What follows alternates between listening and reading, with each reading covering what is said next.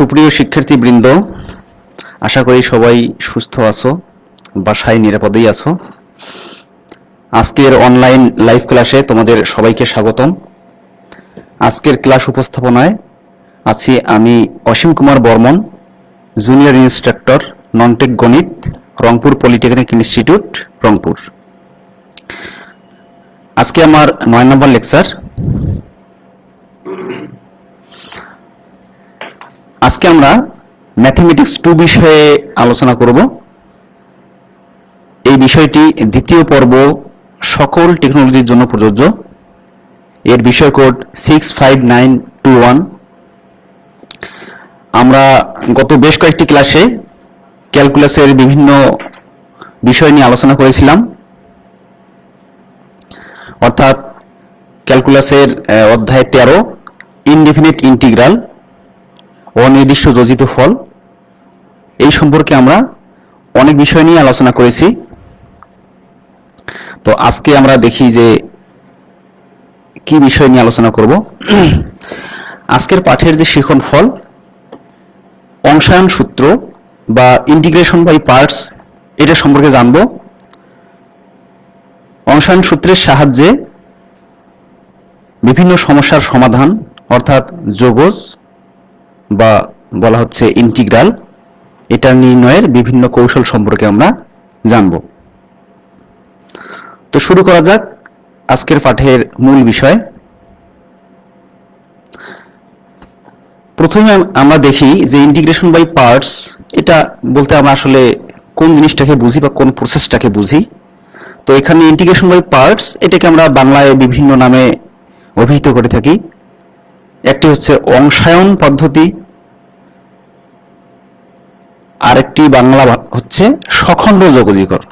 তো এই দুটো বাংলা শব্দ, আর ইংরেজিতে আমরা বলছি ইন্টিগ্রেশন বাই পার্টস। তো এখানে দেখো, আমরা এর আগে বিভিন্ন সমস্যা সমাধান করেছি, বিভিন্ন সাধারণ সমস্যা সমাধান করেছি, অর্থাৎ যেগুলো আমাদের স্ট্যান্ডার্ড যে ফর্মুলাগুলো ছিল ইন্টিগ্রাল ক্যালকুলাসের, সেগুলোর সাহায্যে আমরা সরাসরি কিছু সমস্যার সমাধান করেছিলাম। এবং এর পরবর্তীতে আমরা মেথড অফ সাবস্টিটিউশন অর্থাৎ প্রতিস্থাপন পদ্ধতিতেও কিছু সমস্যা সমাধান করেছি।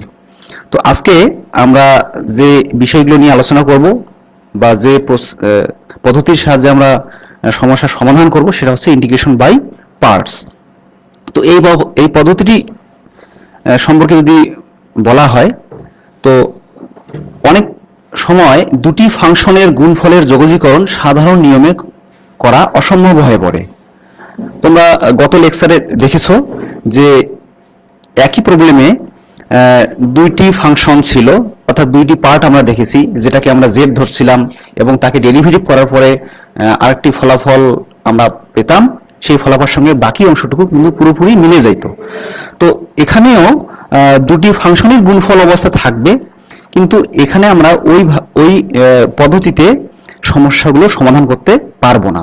তো যেসব ক্ষেত্রে আমরা এই সমস্যাগুলো সমাধান করতে পারবো না, সেসব ক্ষেত্রে এই পদ্ধতিটি আমাদের অত্যন্ত গুরুত্বপূর্ণ। তো সেটি বলা হচ্ছে যে দুটি ফাংশনের গুণফলের যোগজীকরণ, যেগুলো আমরা সাধারণ নিয়মে করতে পারি না, সেই সমস্যাগুলো সমাধান করার জন্য আমরা যে বিশেষ পদ্ধতি ব্যবহার করে থাকি, সেই পদ্ধতিকে বলা হচ্ছে অংশায়ন পদ্ধতি বা সখণ্ড পদ্ধতি অথবা ইন্টিগ্রেশন বাই পার্টস। তো এখানে আমাদের একটি সূত্র আছে, যেটাকে আমরা প্রতিজ্ঞা বলছি।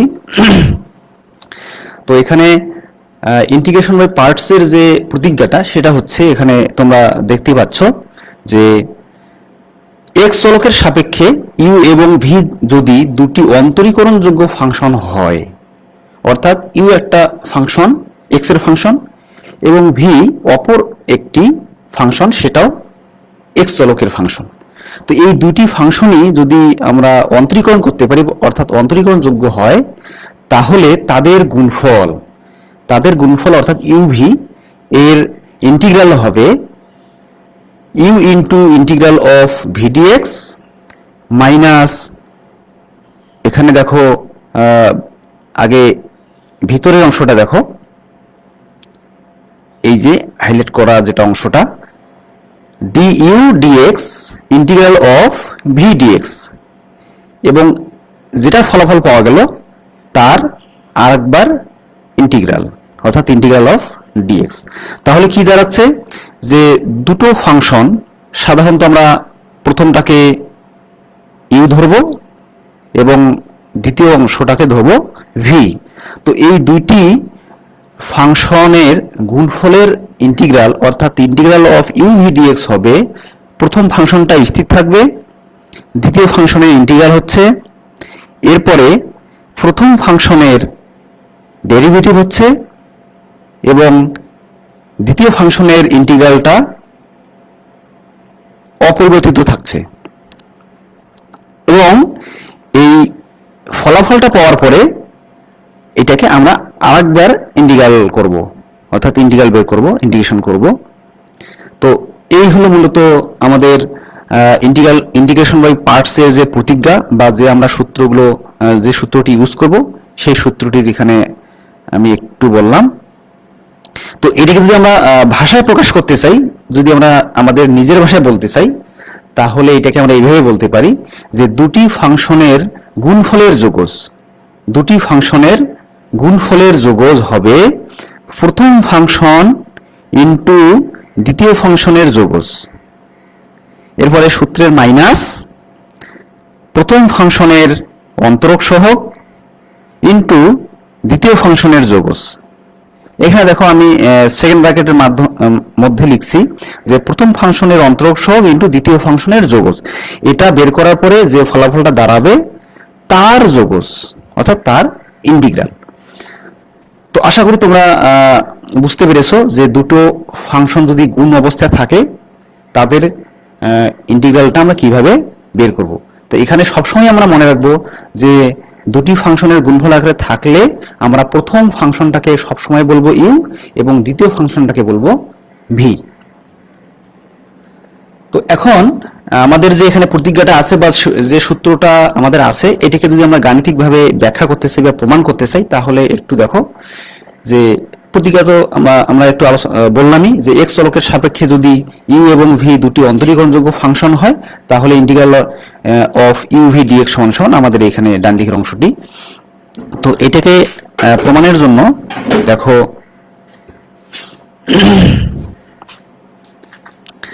আমরা ইউ এবং ডাব্লিউ যদি দুটো ফাংশন হয় এবং এই দুটো ফাংশনই এখানে বলা হচ্ছে এক্স চলকের ফাংশন, এবং এই ফাংশন দুটো যদি অন্তরীকরণযোগ্য হয় তাহলে আমরা লিখতে পারি, যেহেতু অন্তরীকরণযোগ্য তাহলে d d x of U into W, অর্থাৎ আমরা ডিফারেনশিয়াল ক্যালকুলাসে ডিডিএক্স অফ ইউ ভি অর্থাৎ দুটো ফাংশনের গুণফলের সূত্র আমরা জানি, সেই হিসেবে এটা লিখতে পারি U into D W D X plus W into D U D X. এখন দেখো যদি আমরা যোগজীকরণের সংজ্ঞা ব্যবহার করি এখানে, অর্থাৎ যোগজীকরণের সংজ্ঞায় আমরা কি শিখেছিলাম যে কোনো একটা ফাংশনকে ডেরিভেটিভ করার পরে যে ফলাফলটা পাবো সেই ফলাফলকে আবার ইন্টিগ্রাল করলে বা ইন্টিগ্রেশন করলে আবার পূর্বের ফাংশনটি আমরা ফিরে পাবো।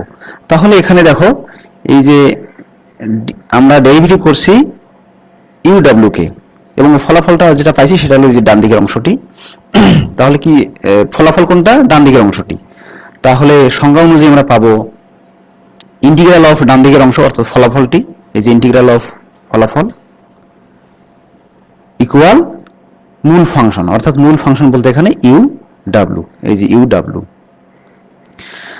তো এখন আমরা প্রমাণ করার খাতিরে বা সুবিধার্থে এখানে আমরা একটু সিম্পলিফাই করে নিয়েছি।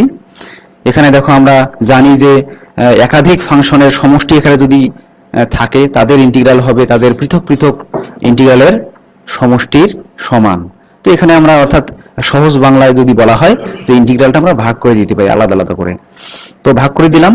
এখন একটু আমরা পক্ষান্তর করলাম, integral of U D W D X D X equal U W minus integral of W into D U D X D X, অর্থাৎ আমরা জাস্ট এখানে পক্ষান্তর করে নিলাম। এখন প্রমাণের খাতিরে যদি আমরা এই যে dw dx অর্থাৎ x এর সাপেক্ষে w ডেরিভেটিভ, এটাকে আমরা একটা ধরে নিলাম আরেকটি ফাংশন v ফাংশন, অর্থাৎ dw dx ইকুয়াল v।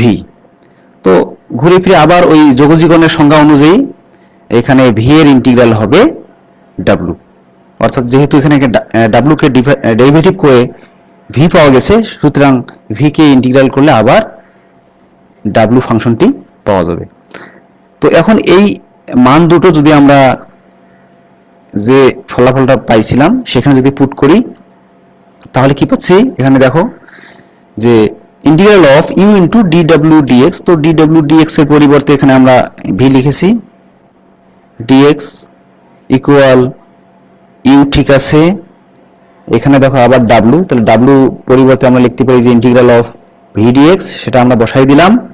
এরপরে মাইনাস মাইনাস ঠিক থাকলো, ইন্টিগ্রাল চিহ্ন থাকলো, এই যে এখানে w, তাহলে w এর পরিবর্তে আমরা লিখবো কি ইন্টিগ্রাল অফ v dx। তো এখানে একটু আমরা সাজাই নিয়েছি, অর্থাৎ পরের অংশটি অর্থাৎ du dx সেই অংশটিকে আমরা সামনে লিখেছি du dx, আর এই যে w এর মানটা হচ্ছে ইন্টিগ্রাল অফ v dx। তো এভাবে করার ফলে দেখা যাচ্ছে যে আমাদের যে মূল প্রতিজ্ঞাটা ছিল বা মূল সূত্রটা ছিল সেই প্রমাণটা কিন্তু আমাদের অলরেডি চলে আসছে। তো তোমরা গাণিতিক ব্যাখ্যা যেটা সেটা আশা করি বুঝতে পেরেছো। তো এখন আমাদের ইন্টিগ্রেশন বাই পার্টস যে পদ্ধতিটা, এখানে মূল বিষয় হচ্ছে যে আমরা কোন অংশটাকে, এখানে বলছি যে দুটো ফাংশন গুণ অবস্থায় থাকবে, তো আমরা কোন ফাংশনটাকে ইউ ধরবো, কোন ফাংশনটাকে ভি ধরবো, এই জিনিসটাই মূলত এখানে গুরুত্বপূর্ণ। অর্থাৎ ইউ ফাংশনটি আমরা কাকে ধরবো সেইটাই এখানে আমাদের সবচেয়ে গুরুত্বপূর্ণ বিষয়। তো কাকে ধরবো সেটা বিষয়ে একটু এখানে আলোকপাত করা যাক। যে অর্থাৎ এখানে আমি বলছি যে প্রথম ফাংশন নির্ণয়ের পদ্ধতি।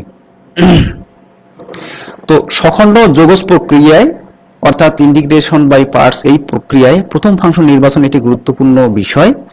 এটি অনেকটা অভিজ্ঞতা ও পর্যবেক্ষণের উপর নির্ভরশীল, অর্থাৎ আমরা অনেক সমস্যা সমাধান করার পরে সেগুলো পর্যবেক্ষণ করার পরে যে অভিজ্ঞতাটা অর্জন করি সেই পদ্ধতি ইউজ করে আমরা যেটা ইউ ফাংশন অর্থাৎ প্রথম ফাংশন নির্বাচন করব, সেটাই হলো এখানে মূল গুরুত্বপূর্ণ বিষয়। তো এই প্রক্রিয়ায় প্রথম ফাংশন নির্বাচনের আসলে কোনো ধরাবাঁধা নিয়ম নাই, তবে কিভাবে আমরা করব, সাধারণত যে ফাংশনের যোগজ নির্ণয় কিছুটা জটিল বা আমরা করার সময় অসম্ভব হয়ে পড়ে ফলাফলটা যাতে আমরা করতে পারি না, তো এই ধরনের ফাংশনকেই সাধারণত প্রথম ফাংশন হিসেবে আমাদের নির্বাচন করতে হবে। অর্থাৎ প্রথম ফাংশন বলতে এখানে কি বলছি, যে ইউ, যেহেতু ইউ প্রথমে আছে এই জন্য এটাকে বলা হচ্ছে প্রথম ফাংশন। তো প্রথম ফাংশন কাকে বলবো বা কাকে ধরবো, যে ফাংশনটার আমাদের ইন্টিগ্রাল করা জটিল। অর্থাৎ সহজে বললে যে আমরা ইন্টিগ্রাল ক্যালকুলাসের যে সূত্রগুলো জানি, আদর্শ আকারের যে সূত্রগুলো জানি, সেই সূত্রের সাহায্যে আমরা যদি সমাধান করতে না পারি কোনো একটা ফাংশনকে, সেই ফাংশনটাকে মূলত আমরা প্রথম ফাংশন হিসেবে ট্রিট করব।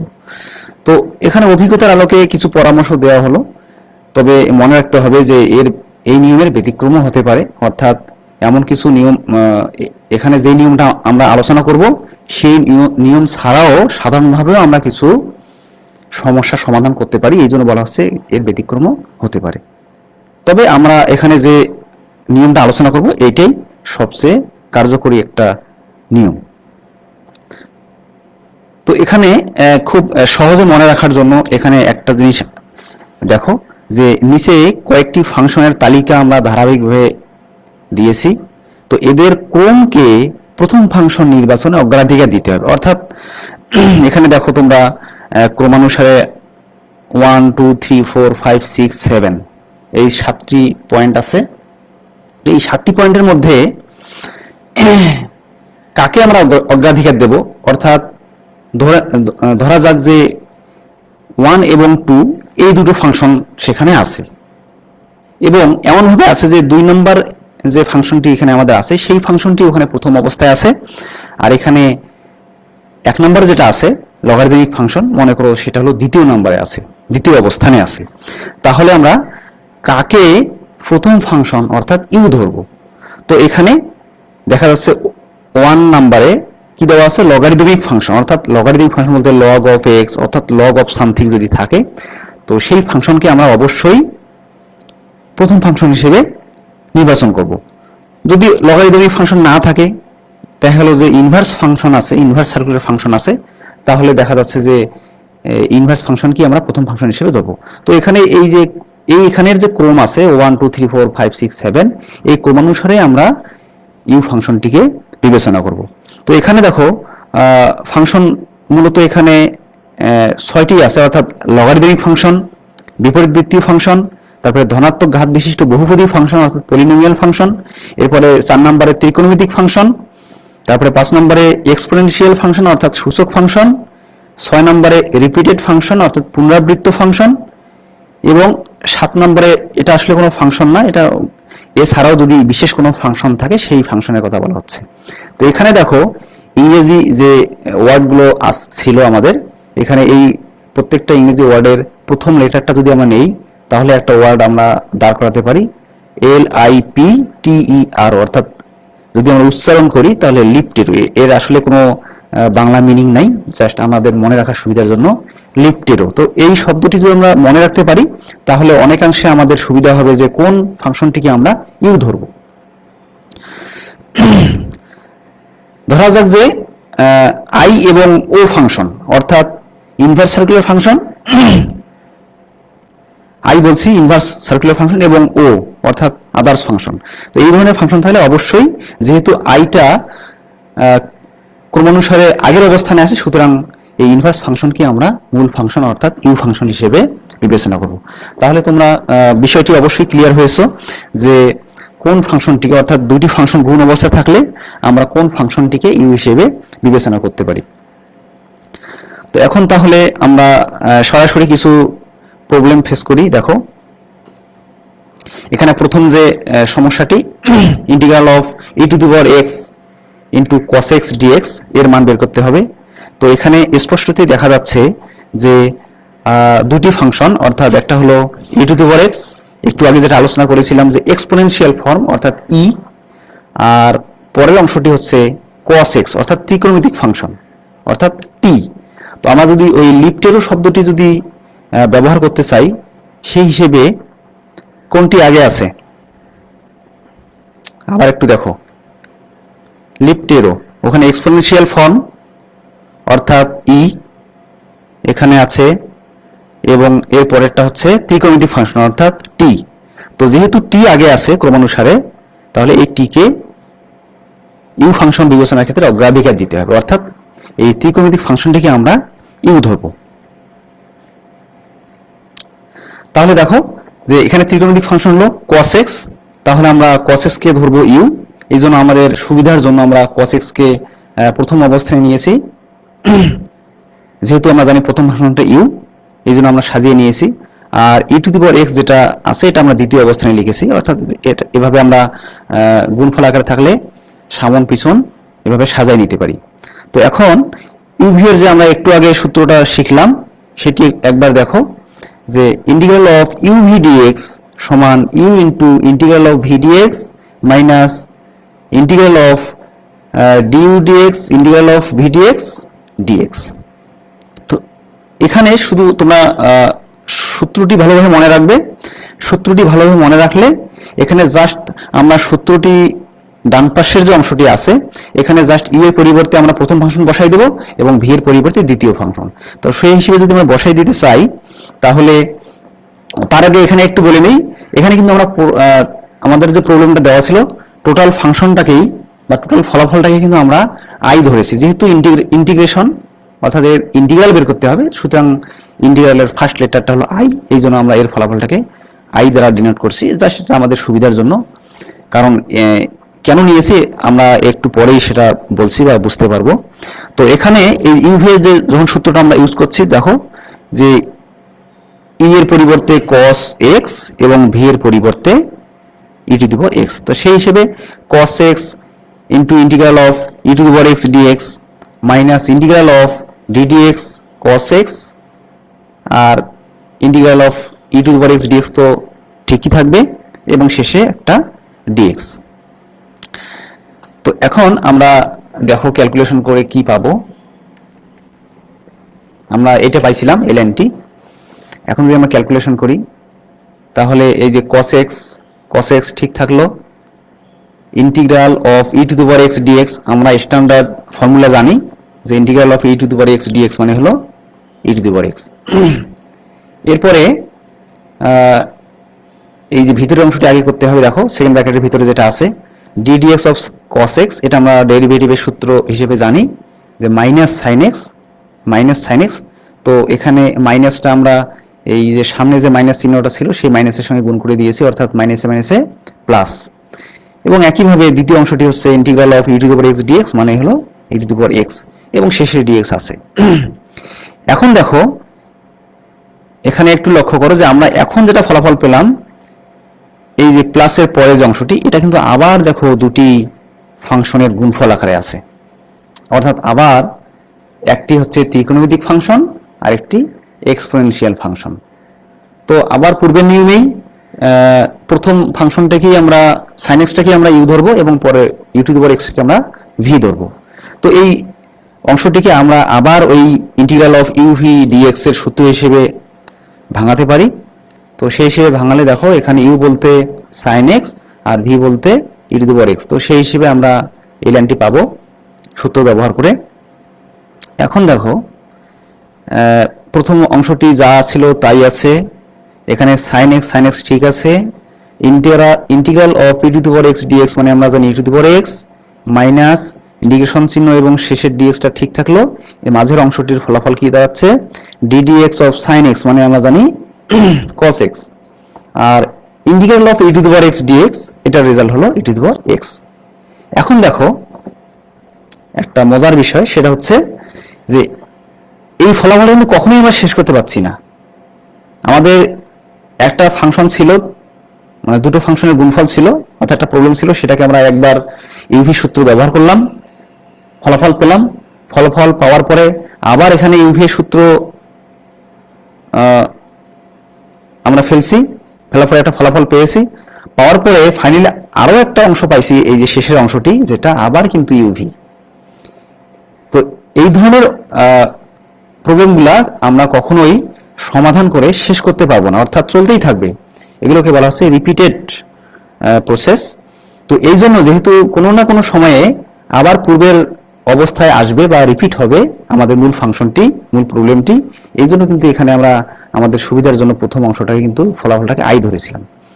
তো এখন দেখো এই যে শেষের যে অংশটা integral of cos x into E to the power X D X, এটা কিন্তু আমাদের মূল প্রবলেমটি। তো এটাকে কিন্তু আমরা আই ধরেছিলাম, সুতরাং এটার পরিবর্তে আমরা এখানে আই বসাইলাম। আই বসার ফলে এখানে যেটা আমরা পক্ষান্তর করি, তাহলে আই কে বাম দিকে নিয়ে গেলে প্লাস আই, অর্থাৎ I plus I wise I, ডান দিকে যা আছে তাই থাকলো।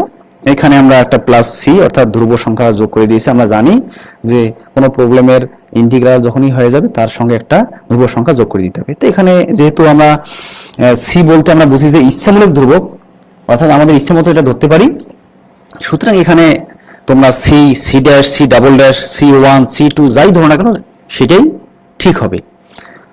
তো এখন আমাদের মূল ফাংশনটা কিন্তু ছিল আই ইকুয়াল। তো সুতরাং এখানে আমাদের একটু আই এর মান যদি বের করি, অর্থাৎ যেহেতু বাম দিকে 2 আছে, তাহলে আমরা এই 2 দ্বারা যদি উভয় পক্ষকে ভাগ করে দেই, তাহলে দেখো কি দাঁড়াচ্ছে, ভাগ করে দিলে কিন্তু দাঁড়াচ্ছে I equal half into E to the power x into sine x plus cos x, এবং এই পরের যে অংশটি অর্থাৎ ডান দিকে ছিল কিন্তু সি ড্যাশ, তো সি ড্যাশ কে 2 দ্বারা ভাগ করলে কি দাঁড়াচ্ছে, আমরা এখানে দেখো যে ডান দিকে লিখছি সি ড্যাশ কে 2 দ্বারা ভাগ করলে হবে সি ড্যাশ বাই 2, অর্থাৎ কোনো একটি ধ্রুব সংখ্যাকে অপর আরেকটি ধ্রুব সংখ্যা দ্বারা ভাগ করলে যে ফলাফলটা হবে সেই ফলাফলটি অপর বা অন্য আরেকটি ধ্রুব সংখ্যা।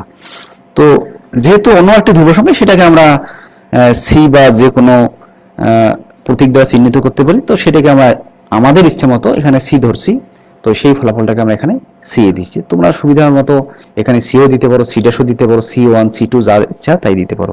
তো এইভাবে এই ধরনের ত্রিকোণমিতিক ফাংশন এবং এক্সপোনেনশিয়াল ফাংশন যদি গুণ অবস্থায় থাকে, তাদের গুণফলের ইন্টিগ্রালটা আমরা এইভাবে বের করব। তো আশা করি তোমরা প্রবলেমটি বুঝতে পেরেছো এবং এই ধরনের প্রবলেমগুলো তোমরা সহজেই এখন সমাধান করতে পারবে। এখন আমরা আরেকটি সমস্যা আলোচনা করি। দেখো এখানে দেওয়া আছে integral of log x dx। তো এখানে দেখো শুধুমাত্র একটি ফাংশন এবং সেই ফাংশনটি কি আছে, লগারিদমিক ফাংশন, এবং আমরা জানি integral of log x dx এই ধরনের কোনো স্ট্যান্ডার্ড ফর্মুলা আমাদের নাই। সুতরাং এটাকেও আমরা একটু সাজায় নেব, অর্থাৎ আমরা জানি যে কোনো কিছুর সঙ্গেই 1 গুণ অবস্থায় থাকে, তো সেই হিসেবে আমরা এখানে log x এবং আরেকটি ধরে নিতে পারি 1, অর্থাৎ এখানে আমরা বলছি এখন যে log x একটা ফাংশন, 1 আরেকটি ফাংশন। তো এখানে আমরা log x টাকেই সাধারণত ইউ ফাংশন হিসেবে প্রকাশ করব, অর্থাৎ লগারিদমিক যে ফাংশনগুলো থাকবে আমরা লগারিদমিক ফাংশনটাকেই ইউ ফাংশন হিসেবে ধরবো, এবং ঘুরে ফিরে আবার আগের শব্দটি যদি আমরা মনে করি অর্থাৎ লিফটেরও সেই মোতাবেকও আমরা এখানে লগারিদমিক ফাংশনটাকে ইউ ধরবো। তো এই সূত্রটি তোমরা জানো, ইউ ভি এর সূত্রটি আমরা আগেই বলেছি। তো সেই হিসেবে এখানে দেখো ইউ এর মান হচ্ছে log x, অর্থাৎ ইউ বলতে log x আর ভি বলতে এখানে 1। তো এই সূত্রের মাঝে যদি এখন ইউ ভি এর মানটা বসাই দিই তাহলে ফাইনালি পাচ্ছি আমরা log x into integral of 1 dx minus integral of ddx of log x into integral 1 dx into dx। তো আমরা এখানে এর আগে বিভিন্ন সমস্যার সমাধান করার সময় বা এর আগের লেকচারে আমরা বিভিন্ন এরকম সমস্যার সমাধান করেছি, অর্থাৎ ইন্টিগ্রাল 1 dx থাকতে পারে অথবা ইন্টিগ্রাল dx, একই কথা। তো আমরা জানি যে ইন্টিগ্রাল 1 dx ইকুয়াল হচ্ছে x, তো এটা মান আমরা বসাই দিলাম।